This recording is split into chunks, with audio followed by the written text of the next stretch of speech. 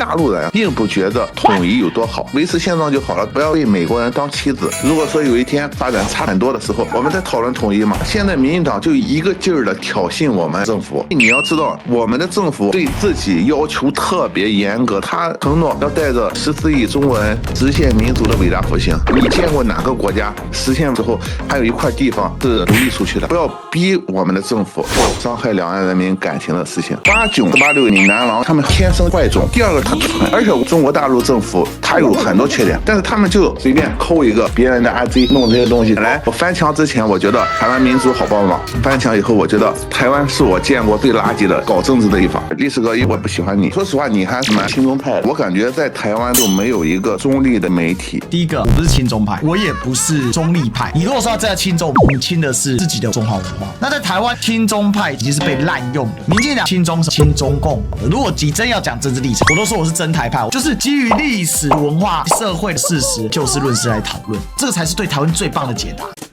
Ladies and gentlemen, welcome the host. 89，我看他就感觉很恶心。我说实话，他很像一个渣子人。然后历史哥，我也不喜欢你。我感觉在台湾整个就没有一个特别中立的媒体。说实话，你还是蛮亲中派的。第二点，我感觉我可以形容你是一个虽然不那么中立，但还偏中立的人，是一味6味地黄丸，就是平时吃一点是有好处，但是有些人觉得也没必要吃。89、86闽南郎，第一，他们天生坏种；第二个，他蠢。另外，我一个观点，中立的话大家听不得，因为中立的人往往会得罪更多人嘛。然后两岸关系，所有人都不想承认自己过得比较差、比较好。其实中立的情况就是，中国在改革开放以后40年发展都比较好，然后台湾地区的人他就不想承认这个东西。突然民进党也好，闽南郎、89也好，他们这些人就蹦出来说：“哎，我们台湾好棒棒，我们有民主，我们有自由，提供的是可卡因，特别爽。”直到有一天他们身体崩溃了，或者他们直接失去生命以后，他们才知道他妈的，我干这些人，他们怎么这么坏？然后青鸟、黑熊也好，蟾蜍也好，他们就是自甘堕落嘛。我说实话，两岸关系正常人不出3天就能考量出来，我们现在应该去怎么办。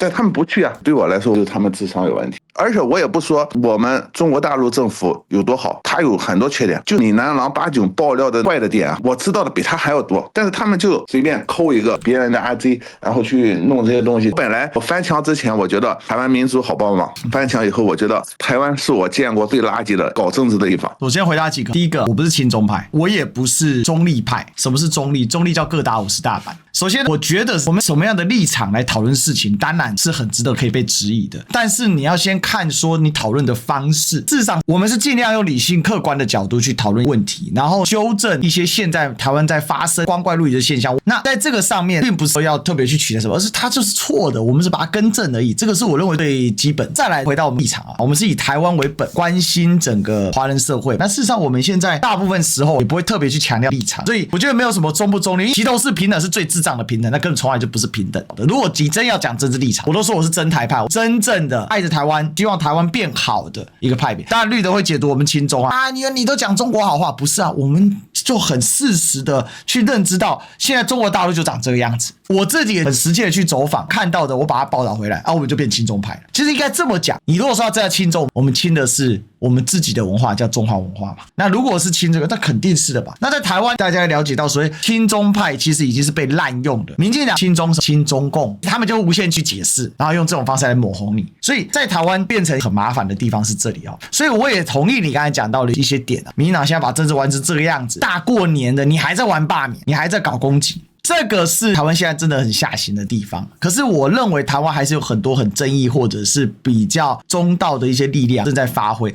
事实上，我讲评的方式也变迁过很多次了。早期就像你讲的，相对来说讲的比较四平八稳一点，把一些该陈述的陈述，该客观的客观。为什么现在我们讲的比较带一点综艺感，把知识真相把它包装起来，让更多的人有兴趣？所谓的西式的 democracy， 在面临到新媒体进来到这个场域的时候，因为演算法的关系，变得更加的极端，更加的混乱，这是一个必然的一个状况。这个现在暂时也没办法改变。其实哪怕是中国大陆的舆论场域，也是，所以我们应该这么想，台湾有很多很不好的地方，这当然，但是我们希望它变好，所以我们努力来做，努力来更正。确实它没有像89、486这么的好玩，可是人有一个天生的属性跟秉性，真善美。那89跟486甚至呱吉这些人的通信是为了要取得快速的流量跟关注，他们宁肯说假话不肯说真话。人被骗一次很爽，被骗2次开始有点不爽，被骗3次突然恍然大悟，会赏对方一个大耳瓜子啊。所以这个其实是需要一点时间跟沉淀。